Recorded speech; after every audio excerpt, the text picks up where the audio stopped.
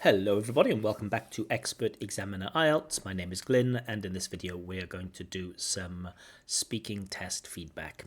Let's jump in. It's with Tan's test.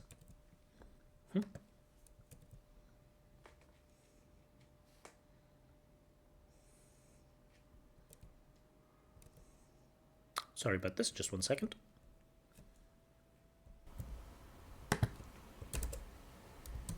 Okay, good afternoon. My name is Glyn. Would you please tell me your full name? Well, my name is Lekinhan, but it's kind of hard to pronounce in English, so you can call me T instead. Okay, thank you, T. Now, in this first part of the test, I'm going to ask you some questions about yourself. Where are you from, T? Well, I am from Winyon City, which is a coast.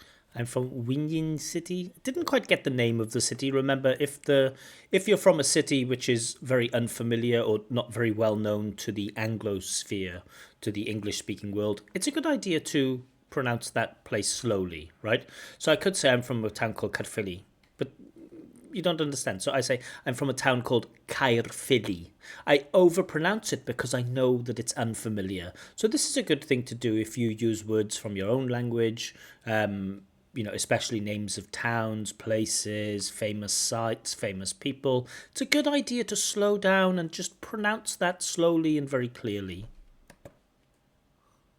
Coastal city located in the middle part of Vietnam. So a little bit of just a small breakdown in intonation, middle part of Vietnam, middle part of Vietnam. Might just be one sentence, but we'll see how he goes through the rest of the test. And do you like this place? Yes, I do really like it because it's kind of balanced between the urban aspect and but it does also A little bit of reformulation here. Not very sure of his ideas, perhaps. have that kind of like countryside. That kind of. So missing some of the consonant sounds at the end of the word. Kind. I know it can be difficult sometimes for people in East Asia to pronounce two consonants together. Kind, with the N and the D, kind. But you have to do that. Feel to it. So it's not really that crowded like in Hanoi, but Not quite getting the it's. But okay, sometimes L1 users of English also say it's. So maybe it's okay. is have some kind of beautiful natural scenery that you can visit. Has some natural beautiful scenery that you can visit. I don't know about visiting scenery. Seems like a strange collocation. You can appreciate scenery, you can look at the scenery, you can experience the scenery perhaps, but I don't know about visiting scenery. It just seems a little bit strange. And are there any famous places or buildings in this town? Well, one particularly famous building that I love that one particularly famous building. That's a very nice combination of words. I think of is the Twin Towers. So it's pronounced Tháp Đôi. So it's called, again, that LD at the end, it's called. So there seems to be a noticeable problem. We'll see if there are any more. We've picked up 2 or 3 now, pronouncing consonants at the end of words. In Vietnam. So it's an ancient structure built by the Champa like 1,000 Little bit confusing. It's an ancient. Let's just go again. Vietnam. So it's an ancient structure built by the. It's an ancient structure of build. I don't know what that means. It's an ancient structure of build. Champa, like 1,000 years ago, is around 10 meters tall and it made from clay. Okay, it's around 10 meters tall. Great. It's made from clay. Great. Despite 1,000 years has passed. Despite 1,000 years has passed, that isn't how we use despite. Despite it's difficult. We use it with a noun. Despite the long time period, we can use it with a gerund or a gerund clause. Despite 10,000 years passing, but we can't use it with a normal clause. Despite 10,000 years has passed, that isn't how we use despite. And so one recommendation perhaps I'd give to the candidate is to learn about how we form despite. But not only despite, but the same patterns with despite, in spite of, due to, because of. There are many structures that follow this same pattern. Um, the shuttle is actually reserved by Again, just losing the pronunciation. Shokol is shokol. I don't know what shokol is. the shuttle is actually reserved Shokol is actually reserved. So I don't quite get that. by is actually quite reserved, and I think that there is a constant stream of tourists A constant stream of tourists? I think that's what he's saying. A constant stream of tourists, but I have to work hard to understand that. visiting the area.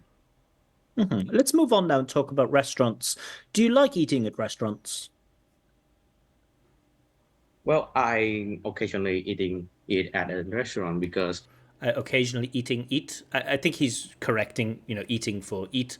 Okay, I don't really feel like don't. Again, sometimes this happens in London. People say don't. I don't really like that. So maybe that's not a bad feature of his pronunciation, but just because I've noticed quite a few times the endings of words that end in consonants aren't clearly pronounced by the candidate. It's, yeah, noticeable. restaurant are that important. Like you can go to it to occasionally taste some kind of unique food, but no, not Food, but food, but nothing beats the food that I cook in my day-to-day life. I'm food that. So speaker uses that instead of that. Now, in many forms of English, in many varieties of English, using the instead of the is okay. For IELTS, we want to see that for the highest range of, or to have a full phonological range, we need to hear those the and th sounds. I'm just very used to it. And what? Okay, that's cool. I'm just very used to it. Nice. What are some factors that you think about when choosing a restaurant? Well, I think that Notice he answers a lot of questions with well, too. I know previously on this channel we've had candidates who answer every question with okay, some with definitely, some with actually, and this candidate likes to say well in response to many questions. there are several important factors, and when the Several important factors. Now this becomes it's a pronunciation issue, right? Factor, several factor.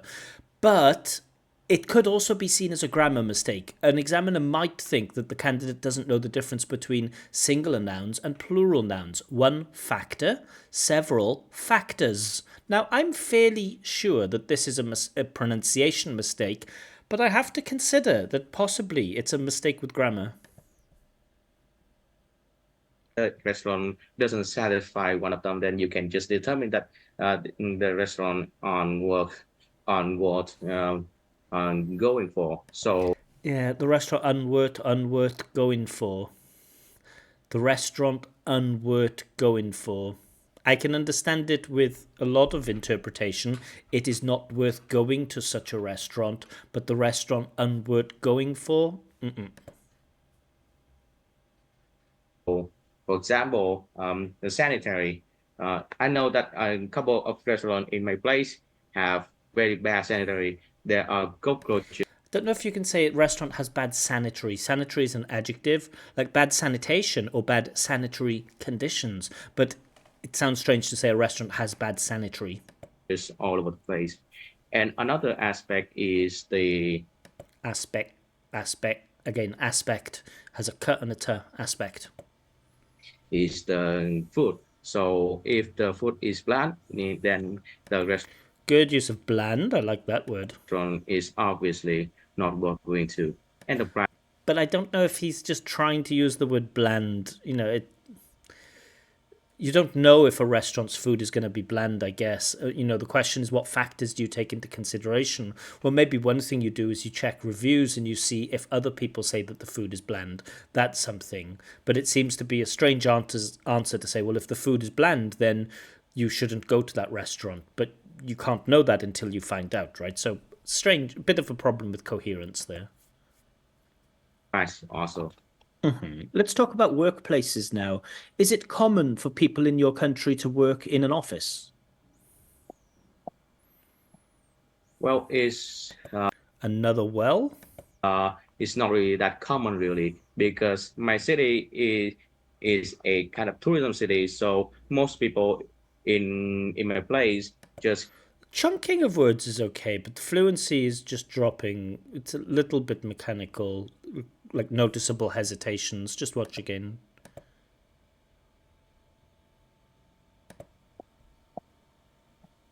well it's not really that common really because my city is a kind of tourism city. So most people in my place Is a kind of tourism city, and most people in my place. So just a bit of hesitation, noticeable hesitation.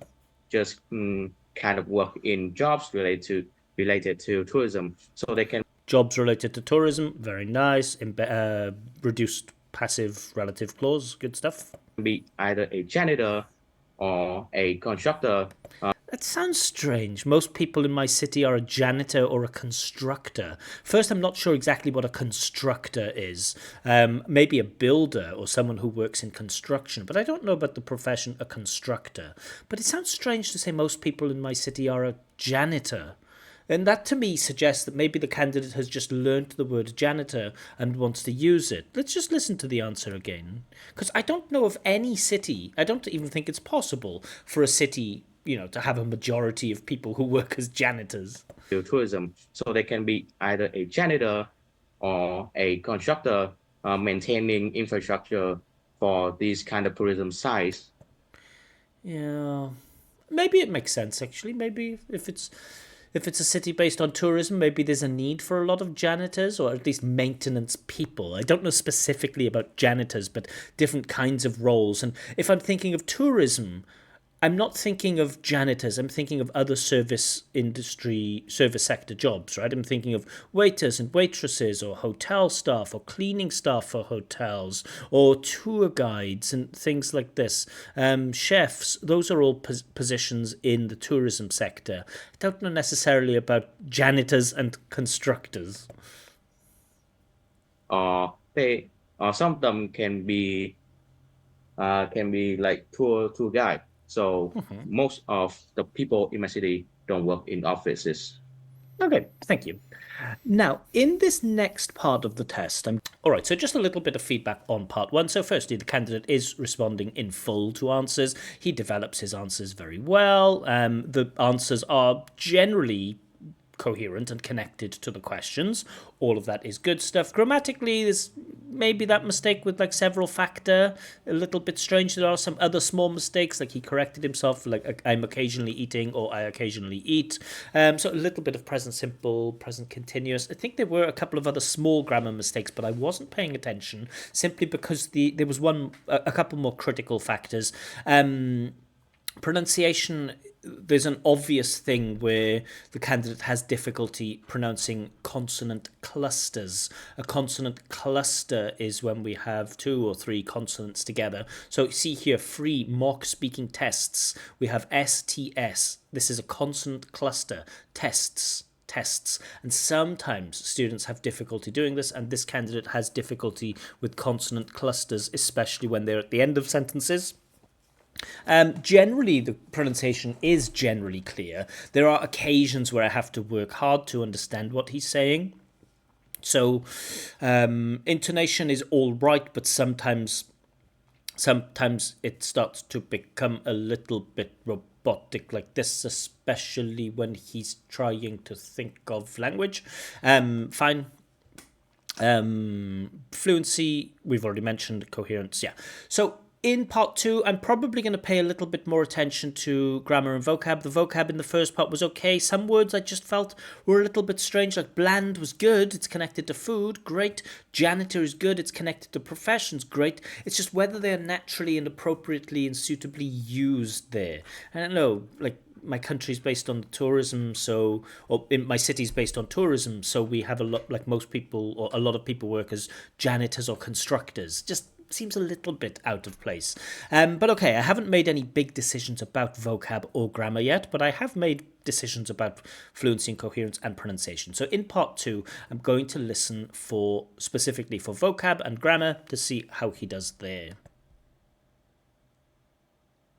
I think I can. I'm going to give you a topic, and your 1 minute of preparation time starts now.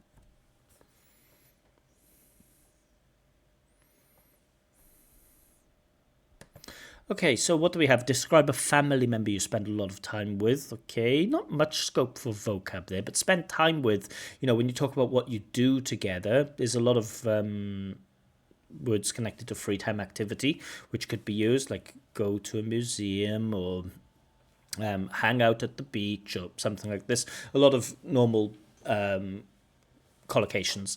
Who this person is, okay, don't expect anything crazy for vocab there. What kind of person he or she is. Now, this is a great place to score with vocab because we are looking for words that talk about a person's character. So they could be, you could talk about verbs, the kind of things that they do, but probably we're going to look for adjectives. So just to give you a list of like nice adjectives, conscientious or attentive or detail-oriented or considerate, kind, generous, open-minded, lots of potential compound adjectives like self-assured or self-confident or easygoing. Lots of nice places to score here. And then finally explain why you spend so much time with him or her. Okay, don't see any topic specific thing there, but topic specific, certainly describing a person's character. Can we get good points for this? In terms of grammar, well, it's mostly present time, right? Yeah. Still, we can use present simple. We can also use I tend to do something. We may even use will or might to talk about present habits too, but nothing really specific in terms of grammar, but let's see how it goes. Okay, so that's the end of your preparation time. To remind you, you will have between 1 and 2 minutes to give your talk, and I will let you know when the time is up. Can you start speaking now, please? Okay, so I'm gonna describe my dad. I'm going to describe, again, missing that B. I'm going to describe my dad. Okay, I'm not going to say any more about pronunciation. Which I spend a lot of. My dad who, not my dad which. Which with object, right? The phone which I use or the cup which I drink from. But my dad who I spend a lot of time with. Who for people, which for things. Time with. So my dad is currently around 15 years old. 50 years old. So he is 30 years old older than me. So he is 30 years older than me. Nice little comparative structure. Fine. He is in. I've spent a lot of time. Present perfect, but I don't know why. In my free time, I spend a lot. Now he's gone back to present simple. I've spent a lot of in my free time. I spend a lot of time. So uncertainty over the correct tense there. Walk with him, I fish with him, and I go to beach with him. So I go to the beach. So again, mentioning earlier collocations, right? Like to read a magazine, to listen to music, to go to the beach. But I go to beach with him, just missing that collocation, which is is it a vocab point? Is it a grammar point? I think it's closer to a vocab point. It's part of a fixed expression, go to the beach. So I actually spend I actually spend around 1 to 2 hours a day to spend time with him. I spend 1 or 2 hours a day to spend time with him. I spend 1 to 2 hours a day with him, but I spend 1 or 2 hours a day to spend time with him. And I think that it just kind of shaped the bond between me and my father.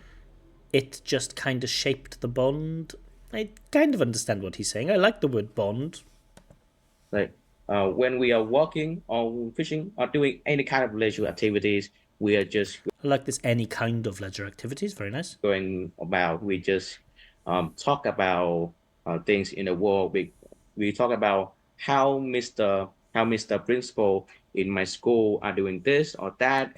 How Mr. Principal are doing this. This is very basic subject-verb agreement. How somebody is doing something or how somebody does something, not how somebody are doing something. Why Mr. Politician A and B are doing like that. Or no, we have a lot. We chatted a lot and we open a lot. Now it's gone to past time. We chatted a lot. So it's gone to we talk a lot And then continuing, we chatted a lot without any obvious reference back to the past. Unclear why he's using chatted instead of chat. of personal topic about each other. Personal topics. So Clear the candidate has run out of things to talk about. I think very often people approach task 2 in this way, where they kind of spontaneously think, I'll just see how it goes. Learning how to prepare for task 2 can help you so much. Learning how to manage your time, how to take the correct notes, to understand exactly what 2 minutes is, to have a clear understanding of, okay, in the first 10 seconds I'm going to do this, in the next 50 seconds I'm going to do this, and then in the last minute I'm going to relax and I'm going to do this. Learning how to prepare and plan to do part 2 can help so much, but it's clear that the candidate hasn't organized their thoughts a lot, because unfortunately he seems to be running out of ideas here. but my dad isn't like kind of some kind of perfect person though. My dad isn't some kind of perfect person, though. I love that use of though. You may be using but and though is too much, but I love the use of though at the end of the sentence. Very good cohesion. But seems to be going off topic now. So the topic is to describe the family member. Or maybe it's okay because he's continuing the description of his father. He's given some positive points. Now he's going to give some negative points. Although I do love him, I have to admit that. So we get 3 contrasters, but he's not a perfect person, though, although I do love him. So 3 contrasters seems too much. He is kind of impulsive. He is So it says he's impulsive. hot-headed and He's hot-headed. he can be easily angered.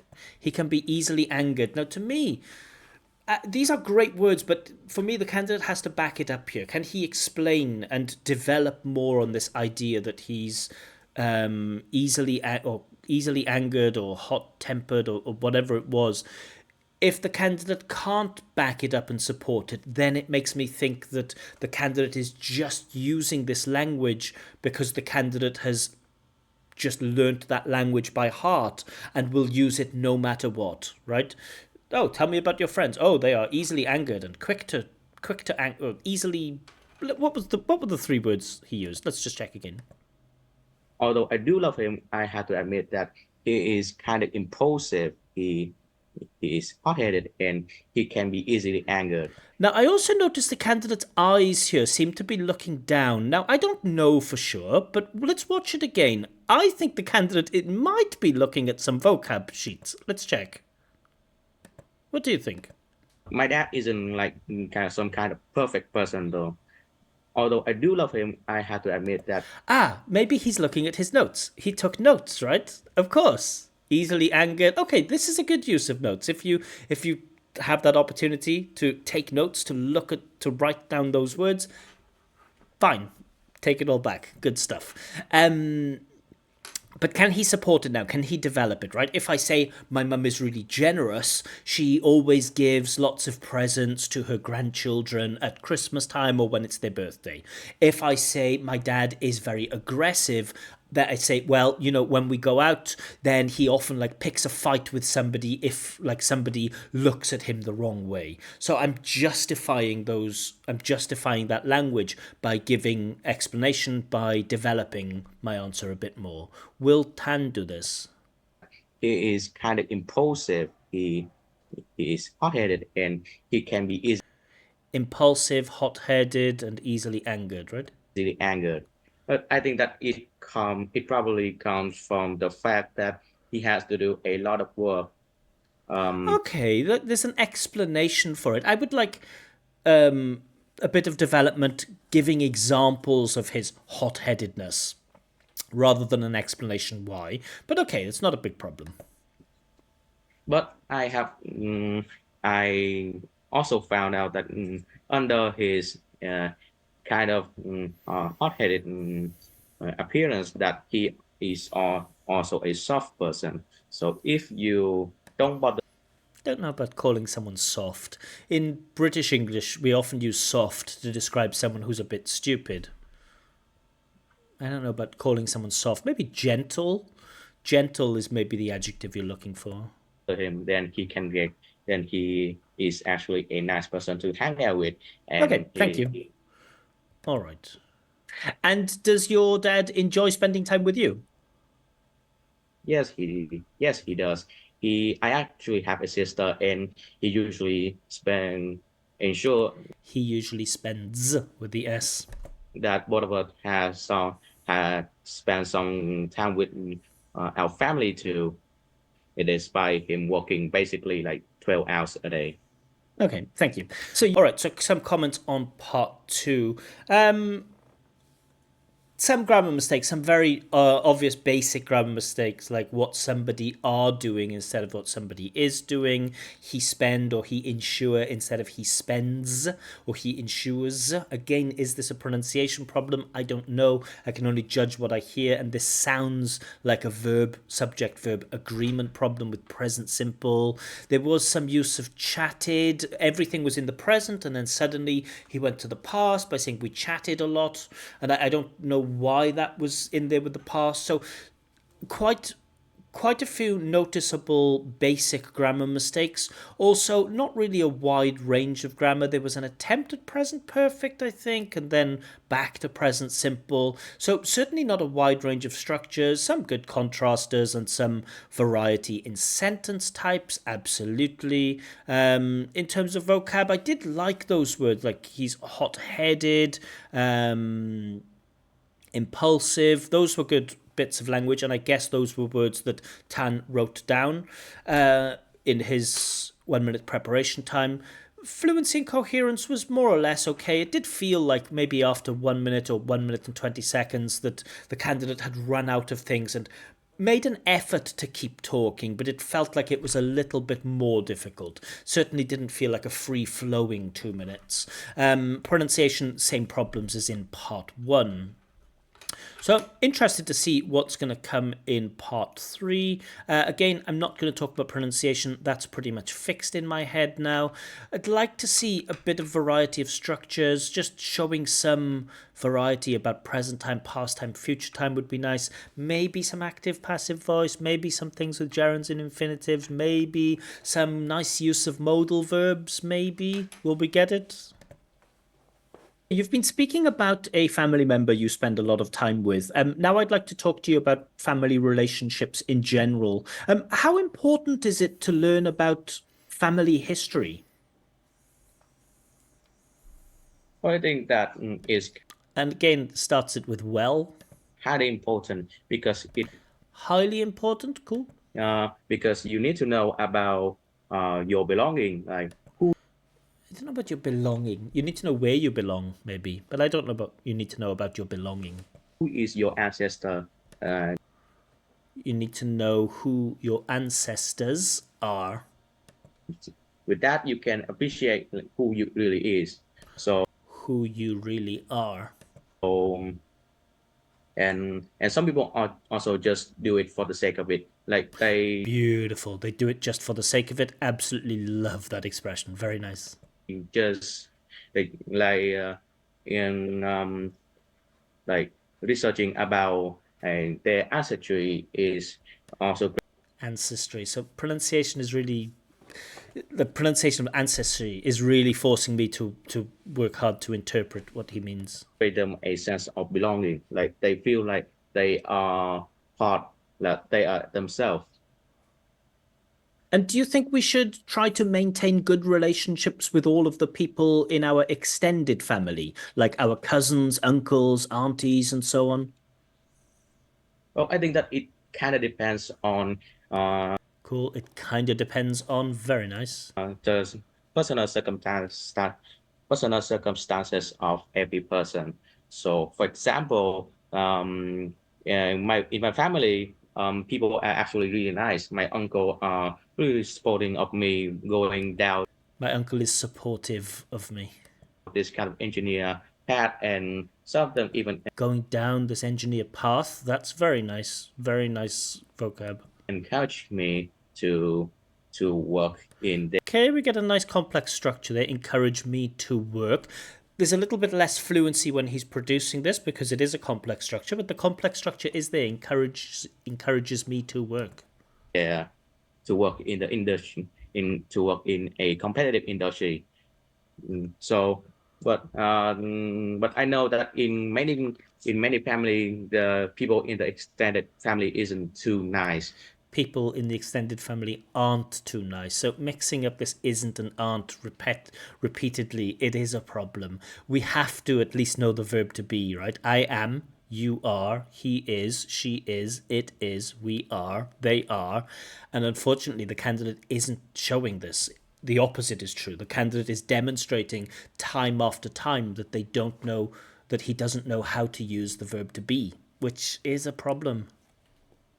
So they kind of exploit you when you get when you get some kind of They exploit you. Very nice pronunciation. Isn't accurate, but exploit you is good. money, either from having working your first job, or you just won a lottery, then they just kind of harass you.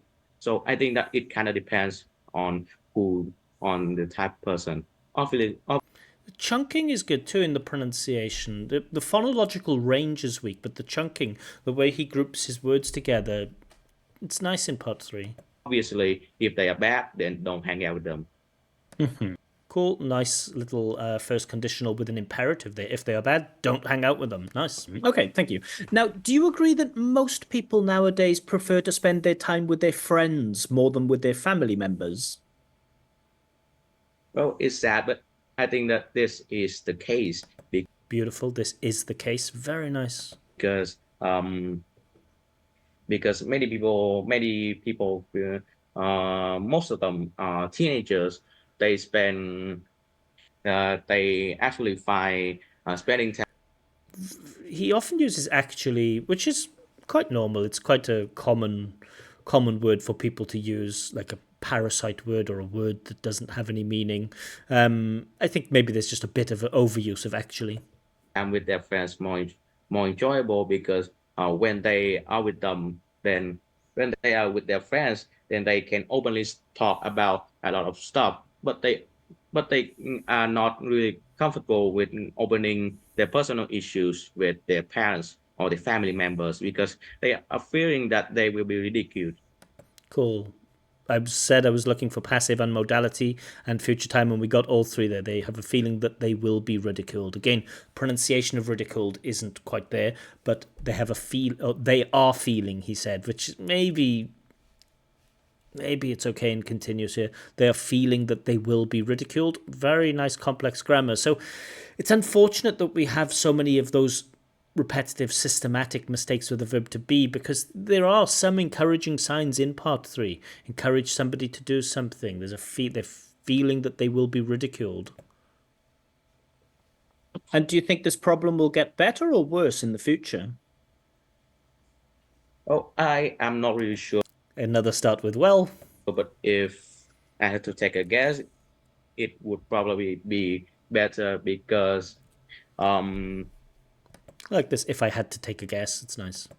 many many adults are actually are starting to recognize this kind of Cool. I like that reformulation. Are starting to recognize. That's nice. problem, and I believe that they will they will just they will do something about it. Okay, thank you. That is the end of the test.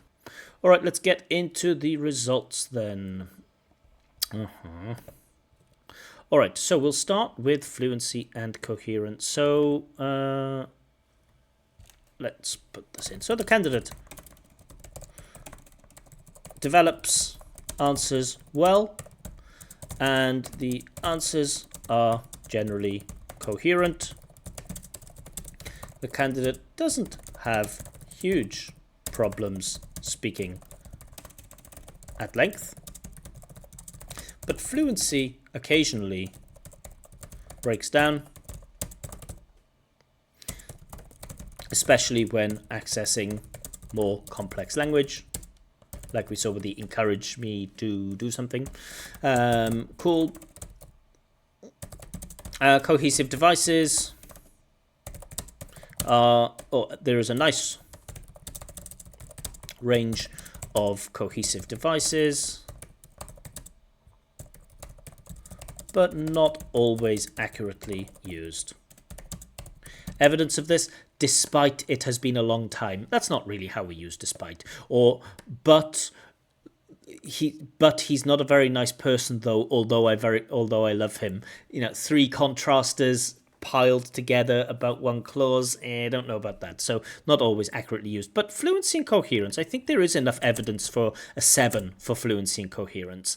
Lexical resource, I also think there's enough evidence for a 7. Now it is strange. Some words perhaps could be justified more.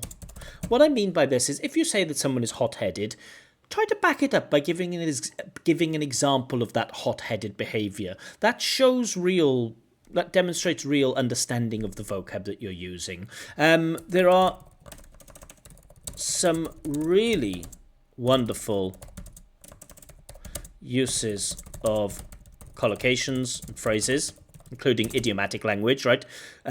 Supported me down the engineering path, or unfortunately that is the case, or just for the sake of it. All of this is very, very, very good all of these are very, very good fixed expressions. There's also evidence of some topic specific language, food being bland or something like this. Some words sound like slightly odd choices, like the use of janitor and constructor, and there are some mistakes in word formation. So I think supporting instead of like supportive or something like this. Cool, but enough stuff. So fluency and coherence, lexical resource, those are certainly the strongest points. Now we'll get to grammatical range and accuracy, and I'm not sure about 5 or 6, but I think there is enough to save him with a 6. So right up until part 3, I had him down as a 5 for all of those mistakes. On the downside, there are systematic problems with the verb to be. Just over and over again. I am, you are, he is, she is, it is, we are, they are. Candidate appears not to know those rules, or at least is not showing that they know those rules. For large parts of the test, there wasn't really a wide range of structures, but in part 3, you demonstrated a good range of structures with things like will be ridiculed or encourage me to do something. So that's a nice, good range of structures. Cool. In parts 1 and 2, the range was lacking a little. So not much evidence of a wide range of structures. In terms of sentence types, okay, fine, no problem there. Pronunciation, I think I'm going to drop it to a 5. So although your chunking of words was good and your intonation in places was appropriate, the examiner has to work hard to understand what you're saying in many parts of the test. You don't have a very wide phonological range. No, it's always the instead of the. And you struggle a lot with consonant clusters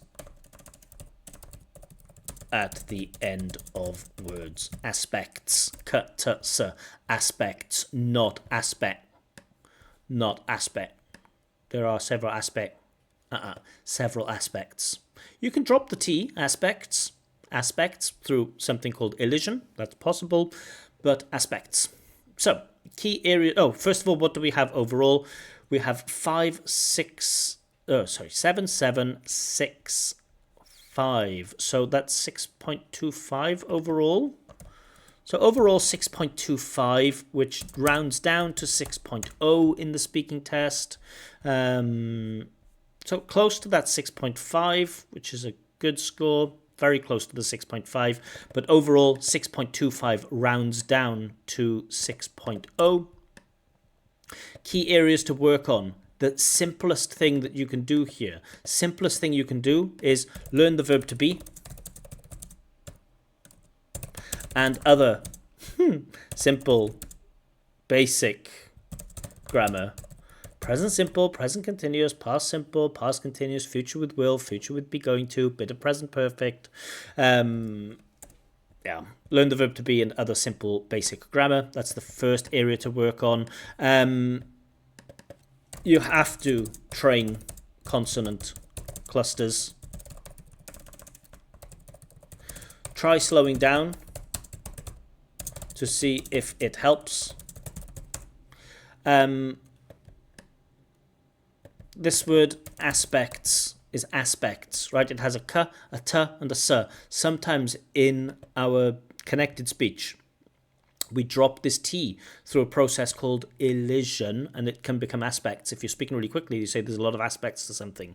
That T can disappear, but not all three letters can disappear here. We cannot pronounce it as aspect, and not just this word, of course, but there are many words, if you listen to the test, where especially at the end, you're dropping consonants, and we can't keep doing that. And then finally, try to avoid overusing well and actually. It's just noticeable that those words appear a lot. So those are the three key areas to work on. Certainly, if the candidate eliminated all of their basic mistakes, there might be enough grammar for a 7.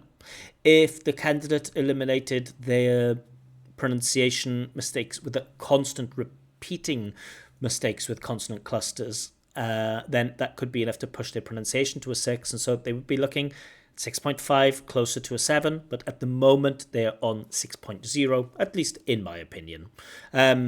Of course, feel free to give me your own opinion in the comments down below. Please do like the video and subscribe if you find these videos useful. It helps the channel a lot. I appreciate all of the help that you give me. And also, if you want your own practice speaking test with feedback, please do let me know. Information on how to contact me is given in the information bar below. At the moment, I can't promise everyone a practice speaking test. It's just a lottery right now. I can probably do 5 practice speaking tests a week, and I probably get about 30 requests a week. So at the moment, it's a lottery. I just pick one at random, contact them. If they can do it, great, we do it. So if you'd like a free practice speaking test, do get in touch, and I hope I will be able to meet your request. But for now, I will leave it there. Thank you very much, and bye-bye.